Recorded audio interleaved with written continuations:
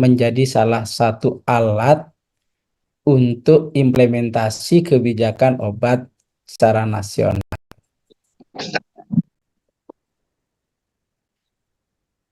Nah, kita lihat sekilas bahwa kebijakan obat nasional menurut SK Menkes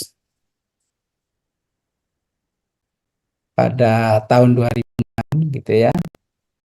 Jadi sekarang apa undang-undang kesehatannya yang berubah, tetapi tentang kebijakan obat nasional rasanya masih ini. Jadi kebijakan obat nasional itu bertujuan untuk beberapa hal di sini. Jadi ada 3 arah panah ini semua merupakan tujuan dari kebijakan obat nasional.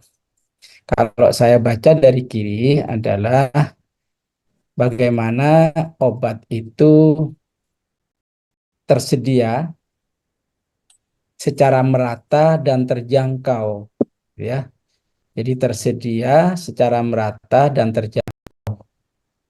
Tersedia itu artinya keberadaan obat itu sesuai dengan kebutuhan realnya. Kalau para penerima obat itu ada 1 juta orang misalnya, yang dimaksud tersedia itu artinya ya 1 juta orang itu mendapat bagian obat. Itu yang dimaksud dengan tersedia. Merata artinya apa? Artinya semua masyarakat itu berkesempatan untuk bisa mendapatkan obat.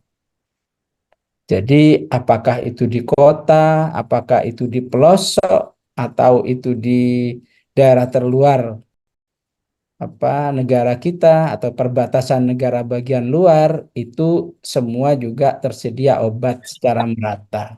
Jadi artinya obat itu hanya ada di kota-kota besar atau berada di sekitar produsennya. Tetapi obat itu tersedia secara merata. Ini tujuan KONAS salah satunya. Terjangkau itu artinya masyarakat itu punya kesempatan untuk mendapatkannya. Apakah itu dengan cara membeli atau apakah itu cara gratis yang disubsidi oleh pemerintah misalnya. Membeli itu tidak berarti harus keluar uang pada saat itu. Jadi peserta BPJS itu pada prinsipnya juga membeli obat itu. Itu yang saya maksud. Jadi terjangkau itu kelas manapun masyarakat atau juga kelas menengah atas itu semua bisa mengakses obat. Walaupun harganya itu murah pun, tapi kalau tidak semua orang bisa mendapatkannya itu artinya tidak terjangkau. Keterjangkauan itu menjadi penting, ya. Kawan itu dalam arti obat itu dekat pada masyarakat atau juga obat itu bisa dibeli oleh masyarakat atau obat itu bisa didapatkan oleh masyarakat. Itu artinya terjangkau. Jadi obat itu tersedia merata di seluruh wilayah Indonesia tanpa diskriminasi dan terjangkau siapapun bisa memperolehnya. Obat yang bagaimana? Nah, tentu salah satu tujuan yang lain itu adalah obat yang bermutu, berkhasiat, dan memberi keamanan kepada penggunanya. Nah, ini yang menjadi jargon farmasis, yaitu safety, efficacy, dan quality, gitu ya. Itu yang selalu menjadi jargon dari farmasis tentang obat. Jadi walaupun tersedia merata dan terjangkau tetapi obatnya tidak bermutu, tidak berkhasiat dan bahkan menimbulkan efek samping yang merugikan pada manusia, bukan itu cita-cita dari KONAS ini.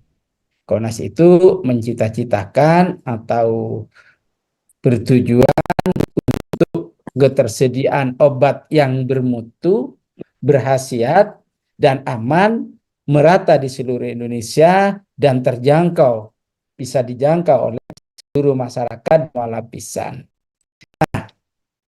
Kalau sudah tersedia obat yang bermutu, berkhasiat, dan aman, dan merata di seluruh wilayah Indonesia, di seluruh wilayah Indonesia, ya, maka tentu tujuan berikutnya adalah bagaimana penggunaan obat yang rasional. Nah, saya ingin mengingatkan kembali obat itu racun. Nah, mungkin pada saat tahap-tahap awal Anda menempuh pendidikan itu, pendidikan di farmasi, selalu diperkenalkan bahwa itu prinsipnya racun. Nah, dia tidak berfungsi sebagai racun atau berfungsi sebagai obat, manakala itu bisa digunakan secara rasional. Kalau tidak digunakan secara rasional, maka ini tidak berfungsi sebagai obat. Bahkan dia kembali ke fungsi semula, yaitu sebagai racun. Saya sudah selalu menyampaikan bahwa keberhasilan terapi adalah tergantung pada kerasionalan penggunaan obat. Apa yang dimaksud rasional? Rasional itu paling tidak minimal ada 4 tepat minimal. Yang pertama, tepat diagnosa. Artinya apa? Pasien yang akan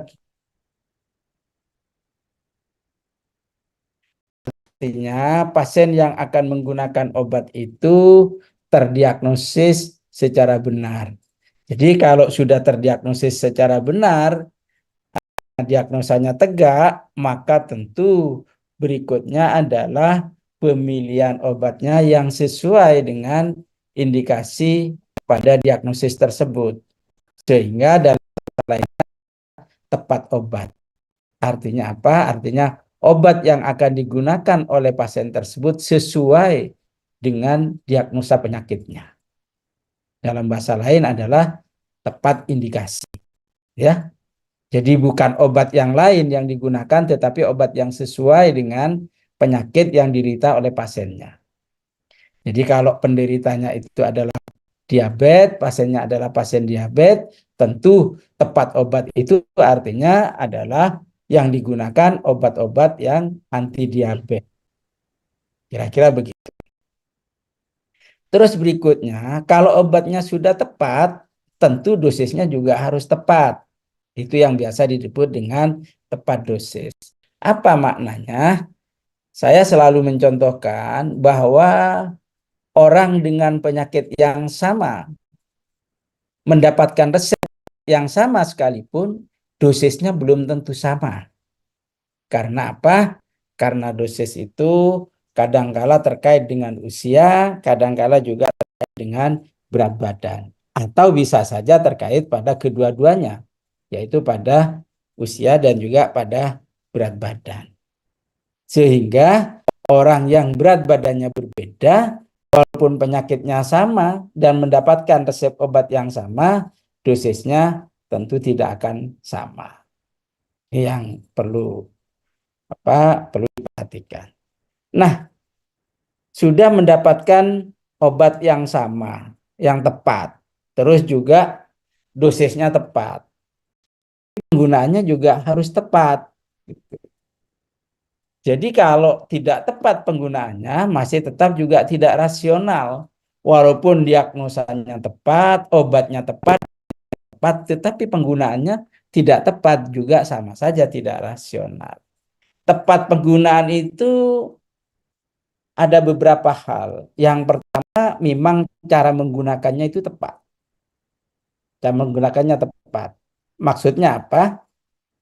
Banyak obat bentuknya sama, dosis formnya sama, tetapi ternyata digunakan dengan cara yang berbeda.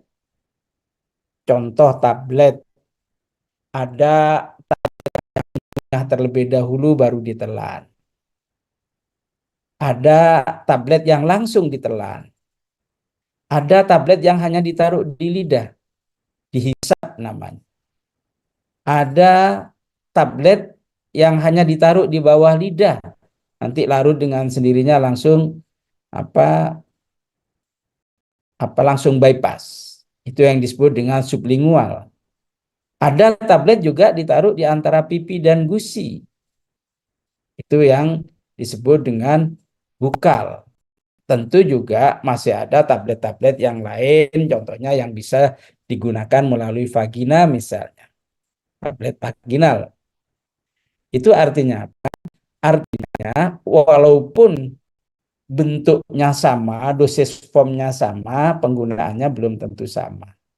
Ini yang disebut dengan penggunaan, tepat penggunaan. Ini yang pertama. Yang tepat penggunaan juga bisa terkait dengan waktu. Kapan obat ini diminum? Kapan itu bisa saja pagi hari atau malam hari. Ada obat yang efektif digunakan pada malam hari. Contohnya misalnya golongan statin misalnya. Ya, untuk obat-obat yang apa menurunkan kadar lemak biasanya efektif pada malam hari. Ya, selain itu juga ada obat yang efektif pada pagi hari misalnya. Jadi ini waktu. Selain itu juga ada obat-obat yang diminum sebelum makan. Bisa setengah jam sampai 1 jam sebelum makan gitu. Kan lebih efektif daripada sesudah makan. Ada obat yang harus diminum pada lambung kosong, pada saat lambung kosong. Ada obat yang harus diminum ketika lambung sudah ada isinya. Nah, ini juga tepat penggunaan. Ini kira-kira tujuan dari kebijakan obat nasional. Nah, berikutnya saya ingin menggambarkan sekilas tentang tata kelola obat. Tata kelola obat, terutama di Indonesia ya. Kalau di luar, berdasarkan apa frameworknya WHO sangat singkat. Tetapi kalau di Indonesia, tata kelola obat itu apa merupakan lingkaran yang cukup lebar, ya, lingkaran yang cukup lebar. Dimulai dari seleksi atau pemilihan. Nah, kalau sekarang untuk obat-obat publik atau obat-obat untuk pelayanan pada BPJS, peserta BPJS, maka tentu pilihannya sudah ada guidance-nya, yaitu formularium nasional. Jadi pemilihan. Tetapi yang ingin saya sampaikan, yang dimaksud pemilihan itu adalah yang pertama, pemilihan terhadap item obatnya. Itu namanya pemilihan item obatnya. Terus berikutnya, pemilihan terhadap pemasoknya. Pemilihan terhadap pemasoknya. Terus yang ketiga, yang dimaksud pemilihan adalah pemilihan terhadap waktu. Saya jelaskan satu persatu. Pemilihan terhadap obat. Obat apa saja yang akan direncanakan? Nah, pada proses berikutnya ada perencanaan. Obat apa saja yang akan direncanakan? Obat apa saja? Nah, tentu obat apa saja itu tergantung dari penggunaan sebelumnya, ya. Dan obat itu bisa berkategori, ada obat fast moving, ada slow moving, ada bahkan dead moving. Atau juga ada kategori A kalau berdasarkan analisis Pareto. Ada kategori B, ada kategori C misalnya. Kategori A, kontribusi keuangannya itu bisa 80%, padahal itemnya cuma 20% misalnya. Nah, yang begini-begini ini yang dimaksud dengan pemilihan. Terus berikutnya ada yang disebut dengan pemilihan terhadap distributornya, terhadap pemasoknya. Pemasok itu juga termasuk kategori yang harus ditentukan melalui pemilihan. Pemasok itu bermacam-macam. Pilihannya adalah pemasok yang resmi, bukan pemasok yang ilegal. Pemasok yang resmi tentu pemasok yang memiliki izin resmi.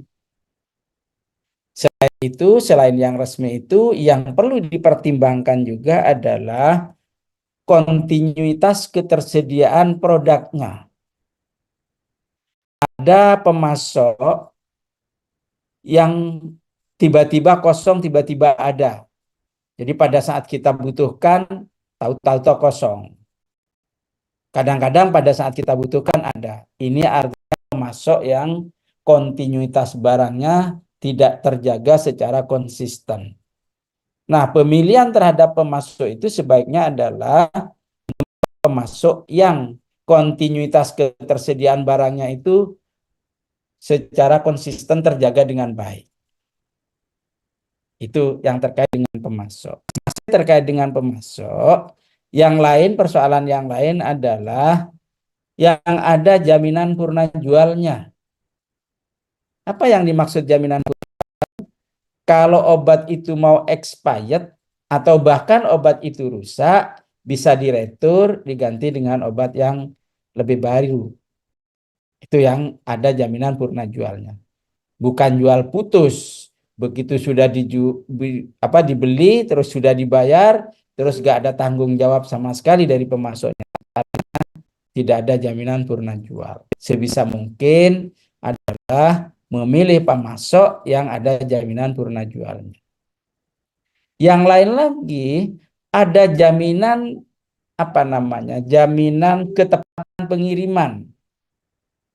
Artinya apa? Lead time yang sudah ditentukan itu dipatuhi. Misalnya, saya mau order sekarang, janjinya lusa datang, ya lusa benar datangnya. Tidak waktu yang akan datang atau seminggu atau 2 minggu, enggak. Sesuai dengan janjinya. Itu yang dimaksud dengan jaminan apa ketepatan dalam pengirimannya. Nah, itulah beberapa hal yang harus diperhatikan pada saat memilih. Yang lain lagi adalah memilih dalam arti waktu. Memilih dalam arti waktu. Artinya apa? Setiap obat itu tadi sudah saya sampaikan, ada obat yang fast moving, ada yang slow moving, ada yang dead moving. Nah, tentu klasifikasi seperti ini menjadi pertimbangan. Dan setiap obat itu waktu pengadaannya itu berbeda-beda. Ada obat yang tinggal 1 box baru diadakan. Obat yang masih 10 box itu sudah waktunya diadakan. Karena klasifikasi fast moving, slow movingnya itu yang berbeda. Itu. Sehingga waktu ini menjadi penting untuk pemilihan kapan obat itu diadakan. Dan setiap kartu stok yang perlu diketahui selalu ada yang disebut dengan reorder indikator level. Nah, ini pemilihan waktu. Berikutnya, setelah pemilihan-pemilihan ini tadi, baru masuk ke perencanaan.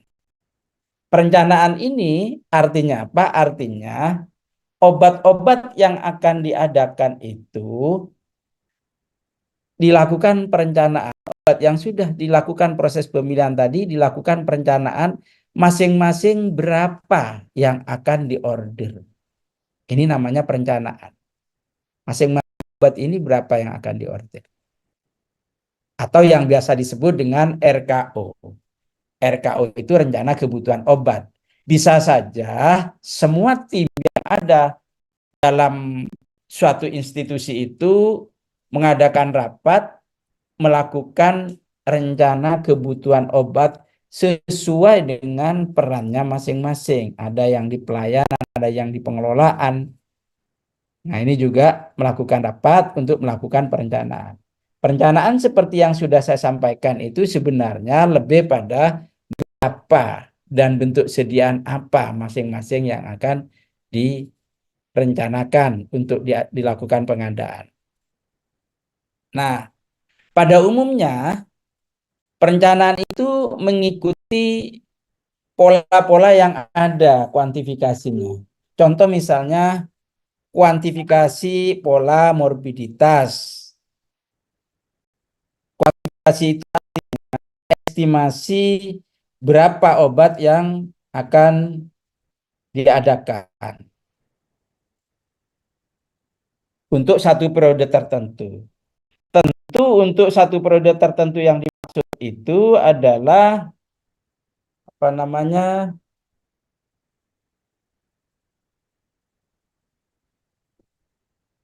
untuk produk yang untuk perencanaan produk dalam satu periode tertentu itu pertimbangannya adalah tentu pada periode kemarin. Kalau periode kemarin yang adalah jumlahnya secara langsung, tentu dengan pengaman dan juga dengan tambahan waktu tunggu, nah ini disebut dengan metode konsumsi. Jadi kalau metode konsumsi adalah kita sudah punya macam obat tuh, masing-masing macam obat, masing item obat itu berbeda bentuk sediaannya. Ada yang tablet misalnya, ada yang salep, ada yang injeksi, ada yang apa lagi gitu. Nah, ini bentuk sediaan. Dari satu jenis obat dengan berbagai macam bentuk sediaan itu masing-masing berapa jumlah yang akan kita adakan. Nah, itu tadi kalau langsung plug ngambil yang sudah keluar pada periode sebelumnya itu namanya pola konsumsi.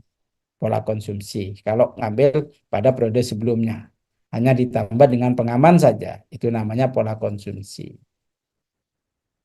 Nah, berbeda dengan kalau kita dasarnya ada penyakit, prevalensi penyakit, dan masing-masing penyakit itu kita ketahui prevalensinya masing-masing itu jumlah yang sakit itu ketahui, terus dari satu penyakit itu drug of choice-nya apa, dan penggunaannya berapa kali dalam sehari dan digunakan berapa lama, nah ini baru dikompilasi menjadi jumlah didasarkan pada pola penyakit. Contoh misalnya, oh penderita TB pakai rifampicin, INH, etambutol, dan pirasenamid. Masing-masing berapa sehari penggunaannya? Dan lama menggunakannya berapa? 6 bulan ternyata. Tinggal dihitung berapa jumlah yang sakit, terus obat apa saja, dikalikan frekuensi sehari dan dikalikan 6 bulan. Nah, itu ketemu dengan pola konsumsi.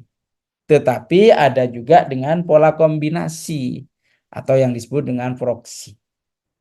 Nah, ini dari perencanaan.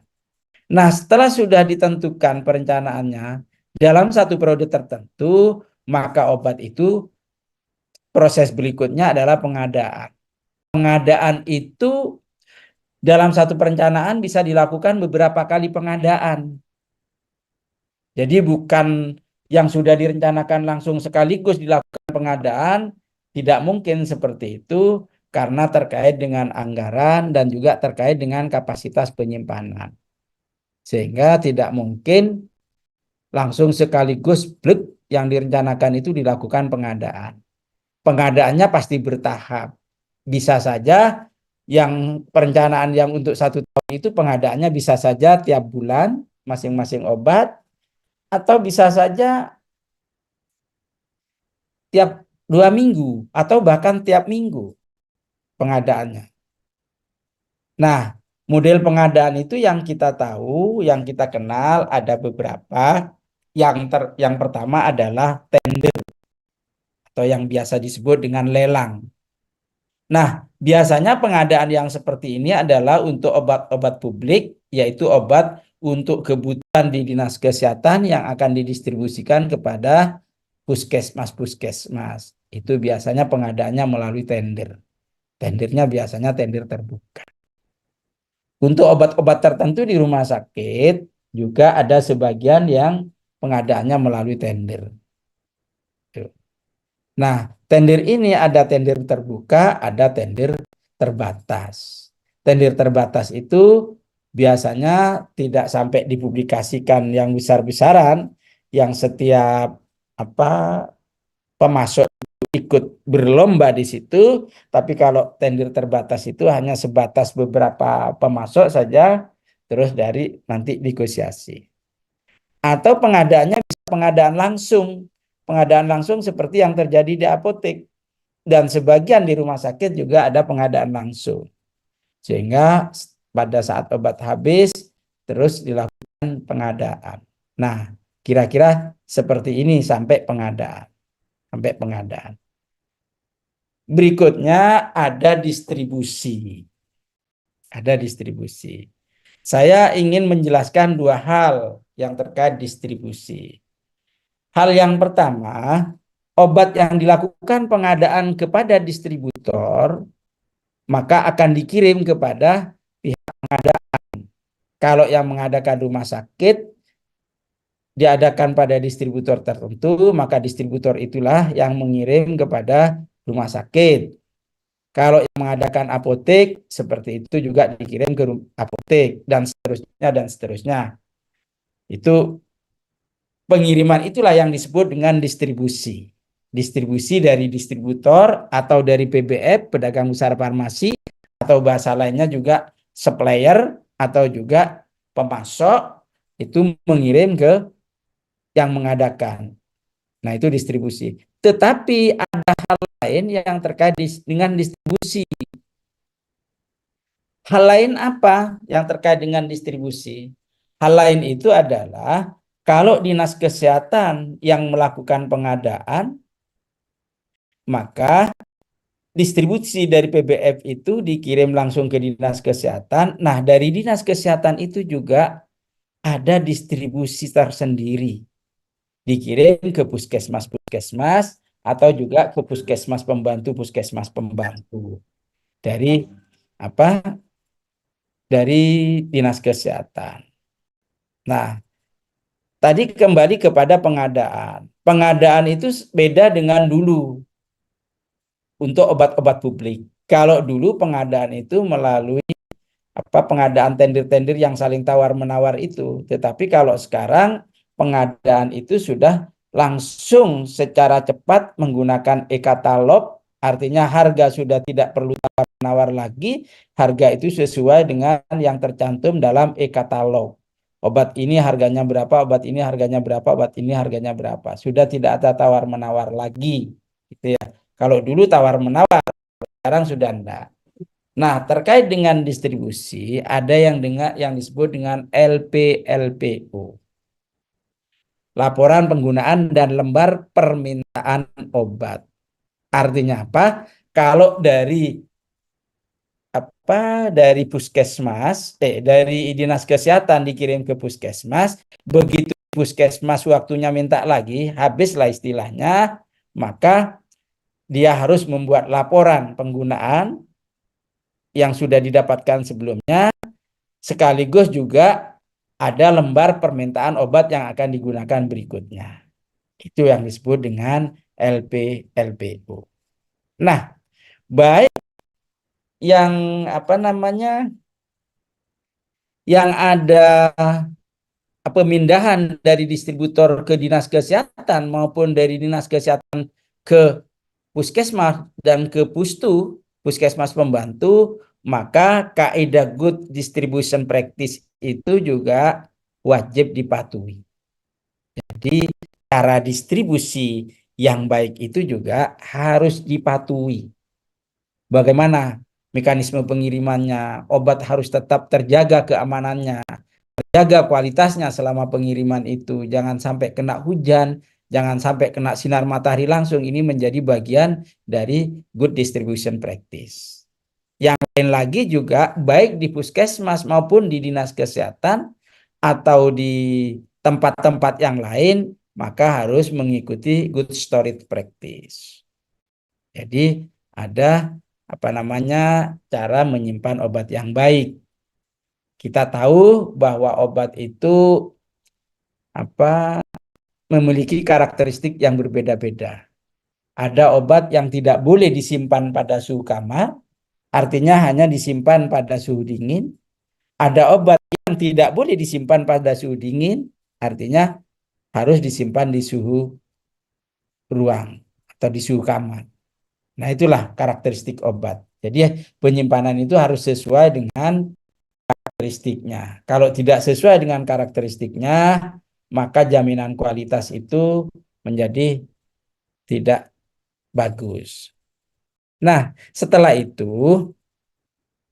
obat itu terdistribusi dan sampai kepada fasilitas pelayanan kesehatan, di mana saja, apakah dari distributor seperti apotek, distributor sampai di rumah sakit, atau dari distributor sampai ke dinas kesehatan, dan dari dinas kesehatan sampai ke fasilitas pelayanan kesehatan, yaitu di puskesmas, puskesmas pembantu, dan seterusnya, maka obat itu harus bisa digunakan secara rasional oleh penggunanya. Artinya penggunaannya itu harus seperti tujuan Komnas itu tadi, tujuan kebijakan obat nasional. Harus terpenuhi itu. Nah, untuk bisa terpenuhi penggunaan obat secara rasional, maka dimulai dari apa namanya? Jadi penggunaan obat secara rasional POR ini, maka untuk bisa digunakan secara rasional, obat itu harus ada good prescribing practice. Artinya memang resepnya sudah berkualitas. Kalau resepnya tidak berkualitas, artinya tidak sesuai dengan apa dengan pasiennya, tidak tepat itu tadi, tepat diagnosa, tepat obat, tepat dosis, tepat penggunaan,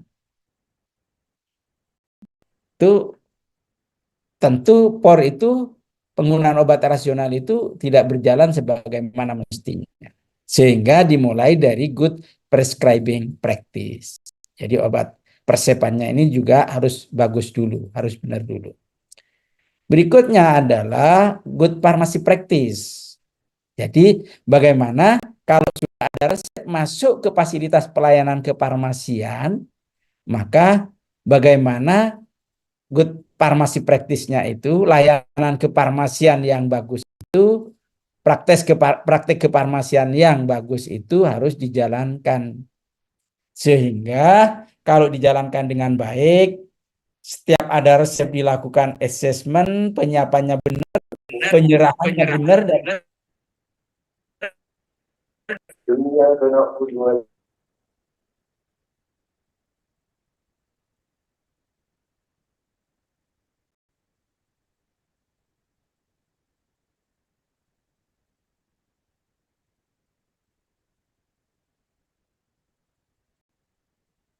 halo, ada interupsi kah?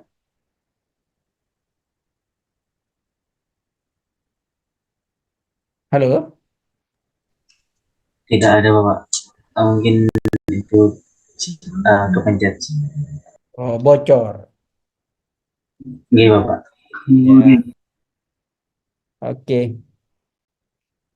Saya lanjut ya. Oke. Jadi bukan hanya obat yang diserahkan, tetapi informasi terkait obat itu mesti harus diikutkan. Informasi bisa meliputi ini obatnya apa, fungsinya untuk apa, bagaimana cara penggunaannya, kapan digunakan, selama berapa lama ini digunakan, termasuk penyimpanannya. Mungkin juga sampaikan potensi-potensi terjadinya efek samping itu juga supaya bisa waspada. Nah, dari semua ini tentu tidak dilepas begitu saja, maka tentu ada monitoring dan evaluasi. Nah, dari monitoring dan evaluasi itu, kejadian-kejadian itu dievaluasi, apa yang menjadi kendala untuk mendapatkan penggunaan obat secara rasional dan seterusnya, maka kembali lagi menjadi sebuah siklus yang tak terputus, masuk pada seleksi lagi. Dan begitu seterusnya. Jadi ini menjadi sebuah lingkaran yang tidak terputus, yaitu tata kelola obat dan vaksin.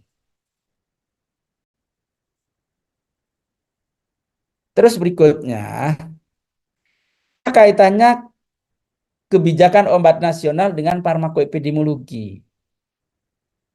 Farmakoepidemiologi ditujukan terutama untuk mengetahui efek dan penggunaan obat di masyarakat. Sudah saya sampaikan mulai pertemuan pertama. Jadi untuk mengetahui efek dan penggunaan obat di masyarakat. Berikutnya, kalau kebijakan obat nasional atau yang disebut dengan drug policies adalah instrumen yang digunakan oleh pemerintah untuk mengendalikan perkembangan distribusi subsidi harga dan penggunaan obat di masyarakat. Ada kata penggunaan obat di masyarakat. Ingat, ada kata penggunaan obat di masyarakat. Tuh. Jadi artinya apa? Artinya farmakoepidemiologi dengan drug policy itu ada cakupan yang sama. Sehingga tentu sudah barang tentu farmakoepidemiologi itu memiliki kaitan spesifik, kaitan tertentu dengan kebijakan obat nasional. Nah, berikutnya adalah metode farmakoepidemiologi. Metode farmakoepidemiologi itu ada yang secara khusus menghitung ekonomi obat yang disebut dengan farmakoekonomi. Ada yang secara khusus adalah studi penggunaan obat, ada yang secara khusus adalah reaksi obat yang merugikan, ada yang secara khusus adalah monitoring. Jadi nanti ada farmakovigilan, ini yang monitoring. Adalah alat yang dapat digunakan untuk merencanakan, memonitor, dan mengevaluasi kebijakan obat nasional. Artinya apa? Artinya karena ketemu tadi irisannya, sama-sama penggunaan obat di masyarakat, sama-sama studi penggunaan obat di masyarakat, maka farmakoepidemiologi menjadi bagian atau menjadi salah satu alat yang bisa mengevaluasi kebijakan obat nasional. Dengan demikian, kaitannya sangat erat antara farmakoepidemiologi dengan kebijakan obat nasional. Karena apa? Karena ternyata farmakoepidemiologi itu bisa dijadikan instrumen untuk mengevaluasi kebijakan obat nasional. Sehingga kebijakan obat nasional itu efektivitasnya dan perkembangannya dan juga kemanfaatannya bisa dianalisis melalui farmakoepidemiologi. Ini kaitannya. Mari kita lihat.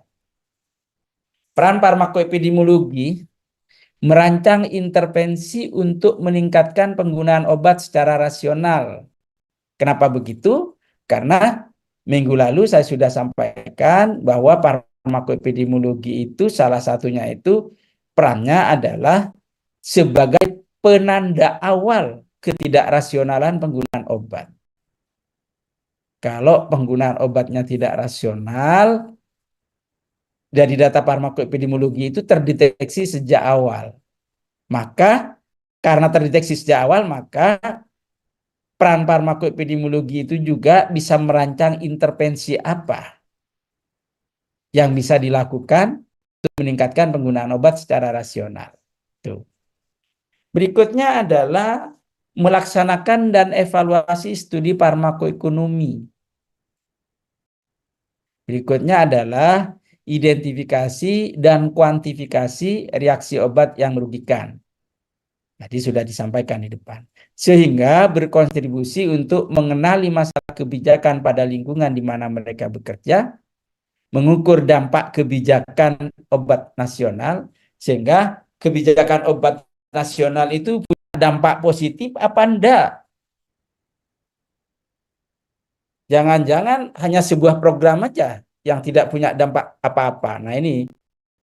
Berikutnya juga, karena ini sebagai instrumen dan alat ukur, maka bisa saja dengan adanya data farmakoepidemiologi, maka perannya juga bisa mengembangkan kebijakan. Dari awal saya sudah sampaikan bahwa kebijakan-kebijakan kefarmasian itu banyak yang didasarkan pada data-data farmakoepidemiologi. Berikutnya, berperan dalam meningkatkan pengukuran risiko manfaat dari penggunaan obat di komunitas. Artinya apa? Pada saat obat di launching itu, risiko dan manfaatnya itu biasanya memang sudah jauh lebih besar dari manfaatnya. Tetapi pada faktanya di lapangan bisa saja ternyata obat yang diduga rasionya itu minimal ternyata juga besar rasionya. Resikonya maksud saya. Resikonya. Sehingga rasio resiko manfaat itu menjadi besar kalau resikonya yang besar. Tetapi kalau manfaatnya yang besar, manfaat itu menjadi menghasilkan nilai angka yang kecil. Nah, itu yang diharapkan. Nah, bagaimana apa namanya menjelaskan bahwa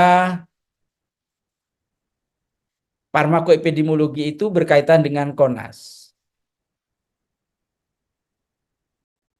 Ini mohon maaf, ini kok tertutup. Nah, kita ingat bahwa kebijakan obat nasional itu terkait dengan beberapa stakeholder. Satu, produsen. Produsen itu harus dilindungi. Karena apa? Karena kalau produsen nggak dilindungi, maka obat tidak akan bisa diproduksi kalau ternyata produsennya itu rugi. Tetapi bagaimana produsen itu harus menjamin produknya itu berkualitas, aman, dan efektif. Nah, ini perlu pengaturan. Berikutnya ada yang disebut dengan organisasi kesehatan, WHO misalnya, Badan POM kalau di Indonesia. Itu namanya organisasi kesehatan atau apalagi yang memang apa namanya berperan untuk mengeluarkan kebijakan-kebijakan yang ada di Indonesia. Kementerian Kesehatan, ada juga profesional kesehatan, apoteker, dokter, dokter gigi, perawat, dan seterusnya. Pasien sebagai ujung tombak, sehingga bagaimana kebijakan dari seluruh eh, produknya. Pokoknya kayak kalau misalkan QC itu dia yang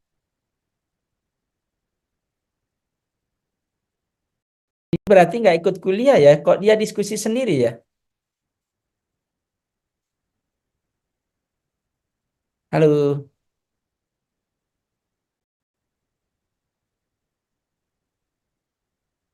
CO. Ada kuliah lain kah ini ya?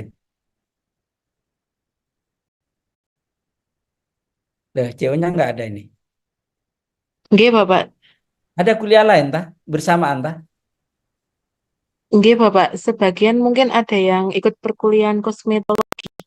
Oh, berarti paralel dia, kanan kiri. Nggih. Oh, nggak efektif juga saya ini nyampaikannya. Apa mereka ngerekam?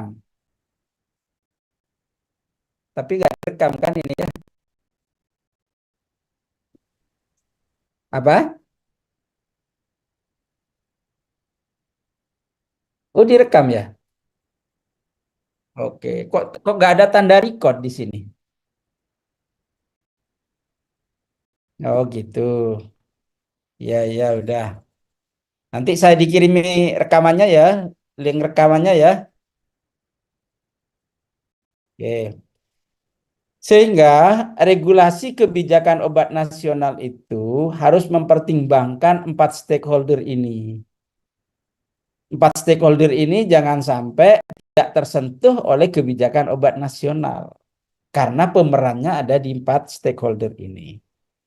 Nah, tentu dengan empat stakeholder ini, obat itu diatur melalui regulasi yang disebut dengan kebijakan obat nasional. Contohnya apa? Harus ada pengembangan, ada pengembangan obat. Jadi obat itu jangan itu-itu saja, ada pengembangan dan mungkin juga penyakit-penyakitnya itu tambah, yang baru muncul, terus juga harus ada alternatif pengobatannya yang sesuai. Nah, yang lain lagi juga yang perlu dipertimbangkan adalah distribusi. Tadi di awal saya sudah sampaikan bahwa distribusi itu juga memang harus merata di seluruh Indonesia. Dengan distribusi itu juga harus terjaga kualitas obat. Jangan sampai obat kena apa namanya hujan, kena sinar matahari langsung misalnya. Maka harus ada regulasinya. Salah satu regulasinya seperti yang di slide sebelumnya adalah CDOB, cara distribusi obat yang baik. Itu ya. Tuh.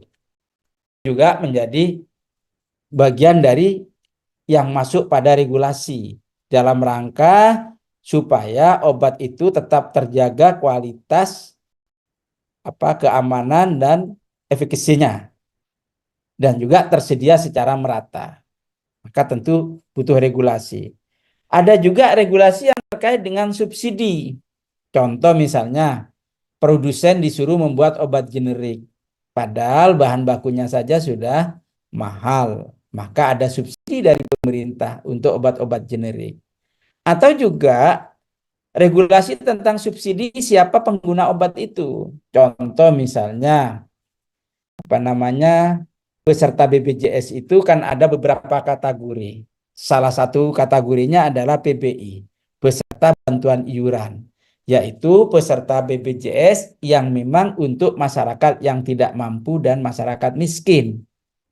Nah, ini butuh obat juga sehingga ada subsidi. Diaturlah melalui peraturan pemerintah terkait dengan subsidi iuran BPJS untuk masyarakat tidak mampu dan masyarakat miskin.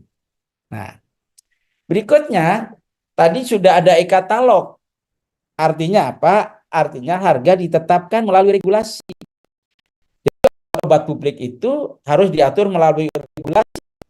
Jangan diserahkan pada mekanisme pasar. Jangan harga ditentukan oleh produsen ansih, tetapi pemerintah itu juga harus terlibat menentukan harga obat supaya obat itu juga terjangkau. Ya, jadi ada penetapan harga. Berikutnya adalah penggunaan obat. Penggunaan obat itu juga harus diatur. Nah, pengaturan ini juga yang disebut dengan policy obat secara rasional. Ya. Terus berikutnya perencanaannya juga, nah berikutnya memantau dan mengevaluasi kebijakan itu. Nah, semua ini ada yang namanya alat farmakoepidemiologi yang saya sampaikan tadi bahwa ternyata farmakoepidemiologi itu menjadi salah satu alat yang digunakan untuk mengevaluasi kebijakan obat nasional. Kenapa kok farmakoepidemiologi bisa evaluasi kebijakan obat nasional?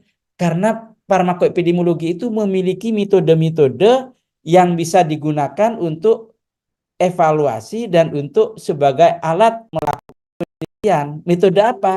Contoh metode farmakoekonomi yang dilakukan untuk mengevaluasi konsekuensi penggunaan obat ini. Ini contoh. Ada instrumen atau metode studi penggunaan obat, studi obat. Nah, yang sudah saya sampaikan minggu yang lalu, studi penggunaan obat. Ada yang disebut dengan farmakovigilen. Farmakovigilen itu pemantauan secara terus-menerus obat yang merugikan. Bagian alat yang dimiliki oleh farmakoepidemiologi untuk mengevaluasi kebijakan obat nasional. Atau juga ada analisis formal. Mungkin pertengahan semester yang lalu, tengah semester sebelumnya itu Anda sudah dapatkan apa yang disebut dengan cohort, ada yang disebut dengan case control, disebut dengan cross sectional. Itu yang disebut dengan desain analisis formal.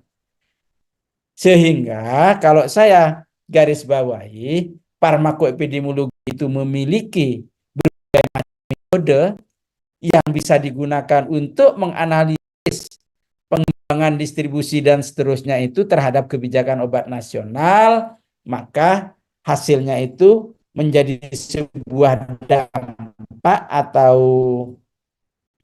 hasil monitoring itu kembali lagi ke kebijakan obat nasional. Apakah kebijakan obat itu nasional itu direvisi atau ditambah atau bahkan dihilangkan sama sekali, tergantung dari hasil evaluasi dari farmakoepidemiologi. Inilah kaitan eratnya. Nah, berikutnya, kalau kita split, kita pisah. Yang kita tinjau, yang kita lihat adalah kaitan antara produsen, regulasi, dan pusat layanan kesehatan. Artinya apa? Artinya hubungan antara produsen obat dan pusat layanan kesehatan jembatannya adalah regulasi. Bagaimana obat itu bisa digunakan secara baik oleh pusat layanan kesehatan, atau bagaimana obat itu bisa sampai ke pusat layanan kesehatan, tentu juga melalui metode farmakoepidemiologi. Dan tentu metode farmakoepidemiologi itu metodenya bermacam-macam, dan yang ingin saya garis bawahi, dengan studi penggunaan obat saja melalui farmakoepidemiologi itu bisa digunakan untuk rencana kebutuhan obat. Rencana kebutuhan obat. Sehingga rencana kebutuhan obat itu juga masuk pada regulasi seberapa besar produsen harus memproduksi untuk kebutuhan pusat layanan kesehatan yang tersebar di seluruh Indonesia. Ini juga kaitan eratnya farmakoepidemiologi dengan kebijakan obat nasional atau yang disebut dengan regulasi obat nasional.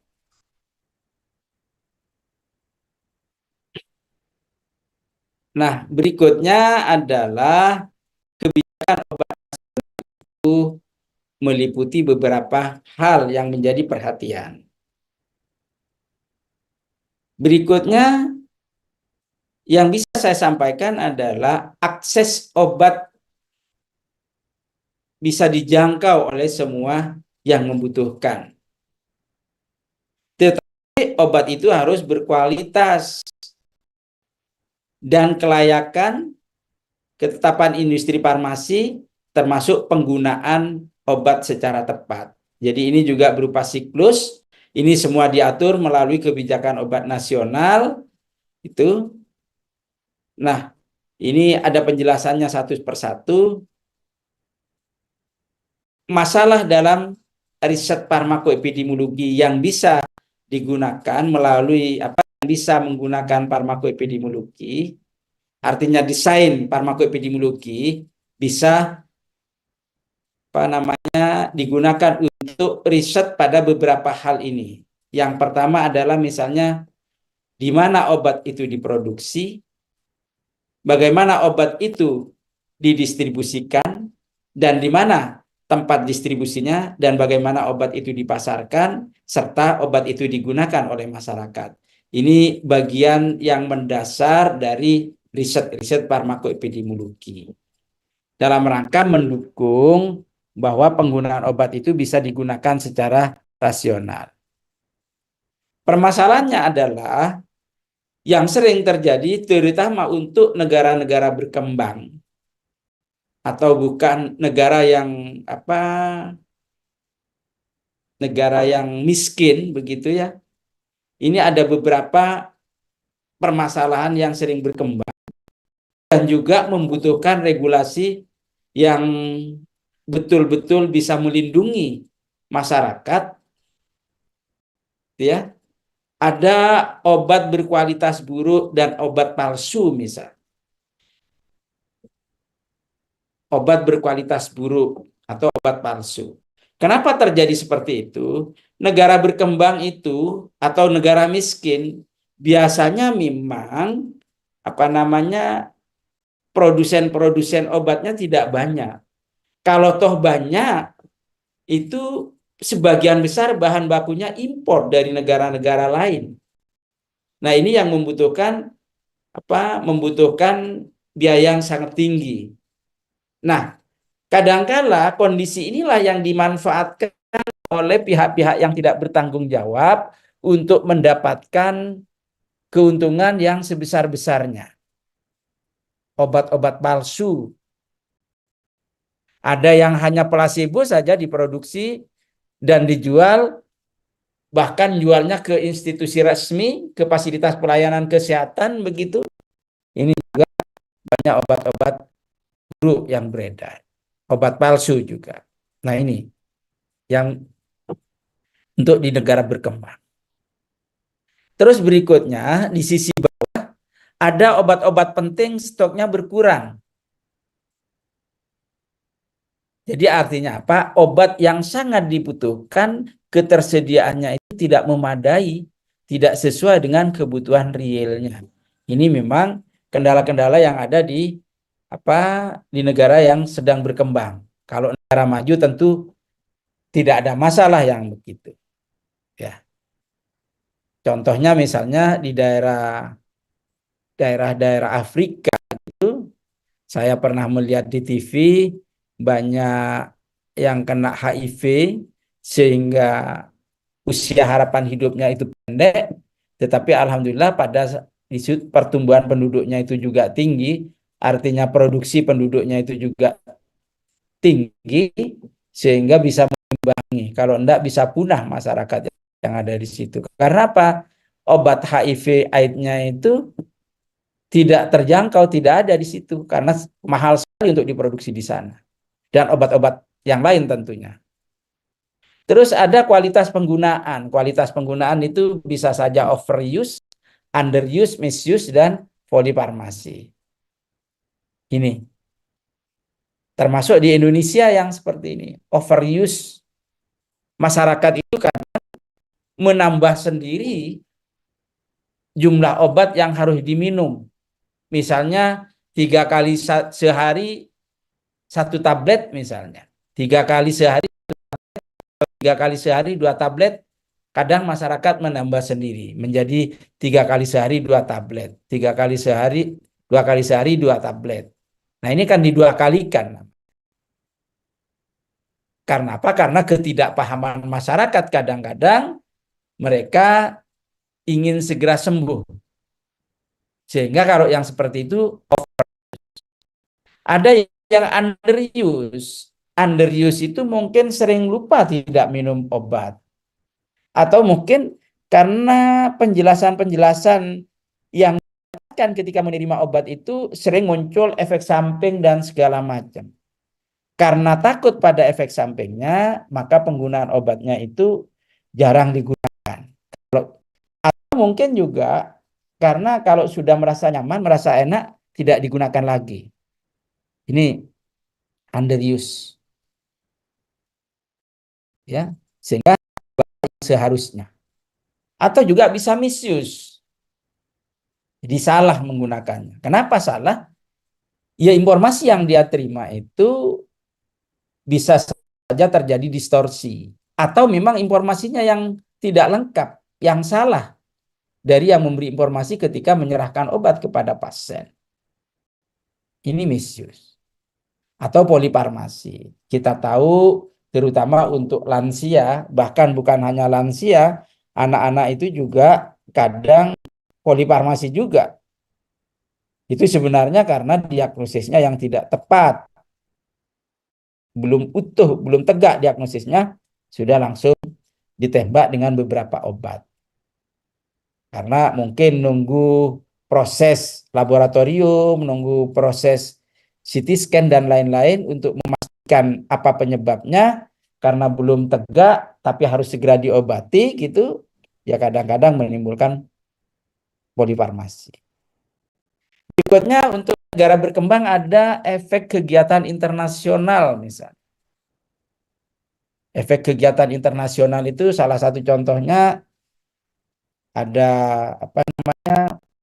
donasi-donasi kepada negara yang sedang ada bencana. Nah, ini juga masalah. Kenapa seperti itu? Karena kadang obat-obat yang sudah mau expired itu dikirim ke daerah bencana. Keuntungannya dua bagi yang mengirim. Yang pertama, dia tidak harus memusnahkan sendiri karena memusnahkan obat expired itu mahal. Yang kedua, biasanya ada insentif pajak mendonasikan obatnya kepada daerah bencana. Nah, ini yang menjadi persoalan. Juga negara berkembang itu kena imbasnya MOU perdagangan internasional. Sehingga dari negara-negara yang maju itu obatnya masuk ke seluruh dan itu tidak bisa negara-negara berkembang itu mengimbangi harga terutama pada negara obat-obat yang datang dari negara yang maju. Memang sudah sangat efisien karena pembuatannya melalui high-tech, teknologi tingkat tinggi. Ada undang-undang kekayaan intelektual. Misalnya untuk paten 20 tahun tidak boleh ada mitu misalnya. Ini kan monopoli jadinya. Sehingga harga ditentukan oleh pemilik paten itu. Ini juga permasalahan-permasalahan yang dihadapi oleh negara yang sedang berkembang atau termasuk negara-negara miskin. Nah, tadi sudah saya sampaikan sekilas kenapa kok banyak obat tidak berkualitas atau obat palsu gitu ya. Padahal di negara-negara berkembang juga cara mengatasinya juga ada standar GMP, Good Manufacturing Practice. Jadi cara membuat obat yang baik. Cuman persoalannya kadang memang seperti yang saya sampaikan tadi, dananya yang sangat terbatas. Jadi high-tech tidak terbangun dengan bagus karena memang tidak ada dana. Mungkin secara teknis pembuatannya itu juga banyak, mungkin alat-alatnya sudah usang, sudah mulai tidak standar, misalnya. Sudah waktunya diganti. Atau SDM-nya, alat-alat baru banyak sumber daya manusia yang tidak update, tidak bisa menggunakan. Ini juga, atau juga memang ya kualitas bahan baku yang bermasalah. Salah satu contoh, saya punya dosen, beliau dari Jerman, S3-nya juga di Jerman, dia mengatakan vitamin C itu ada dextro, ada levo. Begitu dia di Jerman, vitamin C terasa sekali manfaatnya karena dextro. Kemurniannya lebih bagus. Begitu pulang ke Indonesia, yang strukturnya levo ternyata beda. Nah, ini yang menjadi persoalan. Nah, ini kurangnya ketersediaan obat penting itu biasanya memang kebutuhan obat, konsep obatnya itu tidak sesuai dengan pola penyakitnya yang ada. Nah, alasan obat-obat penting kurang itu rendahnya produksi karena dikarenakan obatnya tidak menguntungkan. Kenapa tidak menguntungkan? Obatnya mahal, kasusnya sedikit. Ini tidak menguntungkan. Obatnya terlalu mahal seperti antiretroviral untuk penyembuhan HIV. Juga terkait dengan struktur pasar farmasi dan berbagai macam komponen dan rantai distribusi. Ada bahan bakunya impor. Yang semuanya ditentukan oleh negara pengekspor. Nah, ini juga kegagalan dari kebijakan pemerintah juga. Tingginya harga yang dikeluarkan oleh pabrik karena memang bahan bakunya saja sudah mahal.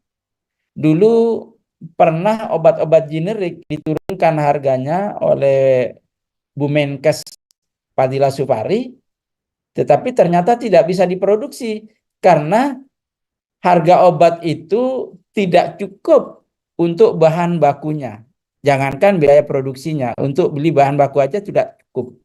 Artinya harga jualnya di bawah harga bahan bakunya. Ini.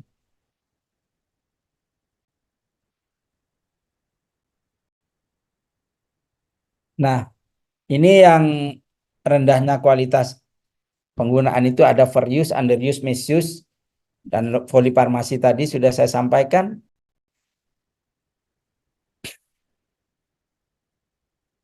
Nah, yang lain lagi, untuk negara-negara berkembang itu ternyata yang tidak rasional itu lebih banyak. Salah satu contoh misalnya antibiotik. Antibiotik itu sering overuse dan misuse juga antibiotik itu.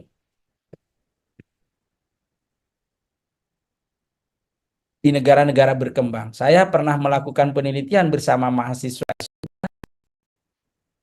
di beberapa apotek, ternyata hampir semua apotek melepas antibiotik tanpa resep dokter. Nah, ini juga jadi tidak benar ini. Ya. Nah, strateginya apa untuk meningkatkan kualitas penggunaan obat? Kualitas penggunaannya. Ada kebijakan obat nasional. Apa kebijakan obat nasional? Yang pertama ada audit prescriber. Audit prescriber. Artinya apa? Artinya persepannya itu diaudit. Yang menulis resep itu diaudit.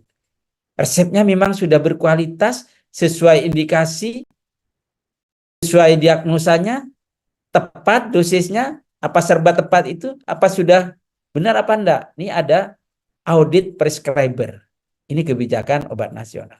Berikutnya, bagaimana mendorong prescriber itu atau penulis resep itu bisa mengikuti pendidikan berkelanjutan secara konsisten. Karena apa? Karena update kompetensi, meningkatkan pengetahuan itu hanya dengan cara mengikuti pendidikan berkelanjutan. Nah, berikutnya juga ada pemberdayaan kepada pasien. Pasien itu diberdayakan. Pasien itu juga diajari bagaimana cara menggunakan obat, bagaimana cara menyimpan obat, dan bagaimana juga bisa menyampaikan secara baik, secara lugas kepada dokter atau kepada apoteker jika memang dia mendapatkan obat yang tidak sesuai atau dia punya pengalaman efek samping tertentu terhadap obat tertentu misalnya. Dia diberdayakan untuk bisa menyampaikan secara lugas. Nah, yang lain lagi yang tidak penting, yang sangat penting maksud saya, jadi bukan yang tidak penting, tapi yang sangat penting, yang menjadi tanggung jawab kita sebagai seorang apoteker adalah pharmaceutical care. Kita bisa memberi layanan kefarmasian sesuai dengan asuhan kefarmasian. Jadi jangan sampai peran kita, apoteker itu, dalam memberi layanan obat dan informasi terkait obat itu diserahkan kepada yang tidak punya kewenangan dan keahlian. Diserahkan kepada TTK misalnya, jangan sampai. Jadi apoteker itulah yang harus memiliki peran yang besar karena apoteker satu-satunya profesional atau satu-satunya profesi yang memang dari awal mempelajari tentang obat dari A sampai Z. Dan apoteker itu satu-satunya profesi yang prakteknya dari hulu sampai hilir. Mulai dari pembuatan, pengamanan, pendistribusian, pelayanan, pemantauan, termasuk pemberian informasinya. Nah, ini yang menjadi penting. Nah, ada pengaruh internasional tadi, pengaruh utama. Yaitu tadi sudah saya sampaikan ada WTO gitu ya. Jadi dari sana bisa berbondong-bondong mengekspor ke daerah negara-negara berkembang, sementara negara berkembang tidak bisa mengekspor ke sana karena memang kualitasnya berbeda.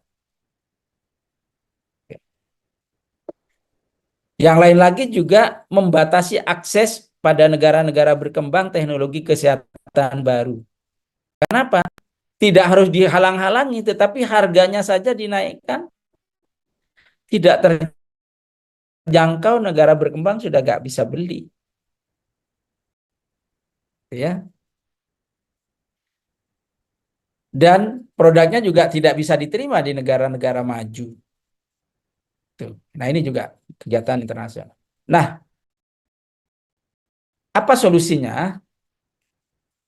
Solusi kebijakan obat nasional adalah saya mulai dari bawah saja. Karena ini merupakan lingkaran juga gitu ya. Mulai dari bawah. Penelitian obat dan pengembangan dan operasional juga harus dilakukan dengan baik. R&D-nya. Karena apa? Karena obat itu harus dikembangkan. Penyakit itu sangat berkembang dengan pesatnya. Sehingga obat-obat lama ya sudah nggak efektif lagi barangkali. Banyak bakteri yang sudah resisten terhadap antibiotik yang selama ini ada. Sehingga penelitian itu harus tetap dijalankan.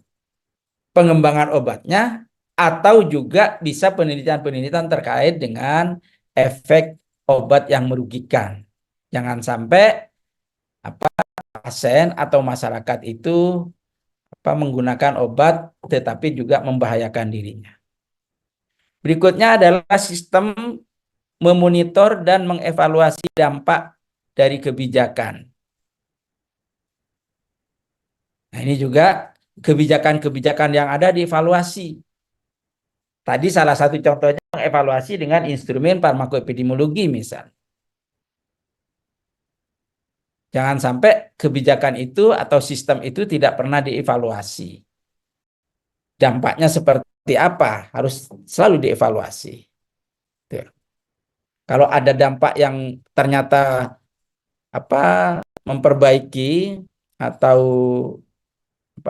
membuat lebih baik, nah itu juga yang diharapkan gitu ya. Berikutnya meningkatkan sumber daya manusia. Tadi salah satu contohnya ternyata SDM-nya yang rendah, tidak update terhadap teknologi saat ini, teknologi-teknologi kesehatan saat ini.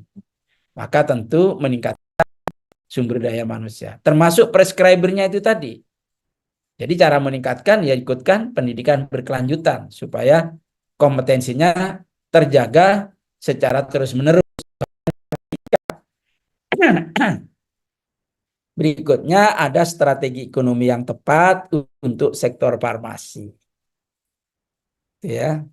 Jadi apakah subsidi supaya kualitas itu obat tetap terjaga sehingga produsen itu juga diuntungkan dan juga masyarakat penggunanya juga diuntungkan. Dan ada mekanisme untuk menjamin pasokan dan distribusi sehingga distribusinya, kontinuitas pasokannya itu berjalan dengan baik secara konsisten. Ada mekanisme itu. Berikutnya kerangka legislatif dan peraturan yang sesuai. Jadi regulasinya diatur sesuai dengan kondisi yang ada, sesuai dengan kebutuhan yang benar. Ada lagi yaitu program untuk meningkatkan penggunaan obat secara rasional. Artinya apa? Artinya dari semua sektor, mulai dari tingkat masyarakat sampai tingkat kecamatan, terus kabupaten, bahkan juga sampai tingkat di atas. Jadi menggalakkan untuk peningkatan penggunaan obat secara rasional. Berikutnya ada sistem untuk memilih obat-obatan yang sesuai. Nah, makanya ada e-katalog, terus ada formularium nasional, itu semua berupa sistem. Ya. Nah, saya kira itu yang bisa kita diskusikan pada malam ini. Silahkan kalau ada yang perlu diklarifikasi atau ditanyakan begitu.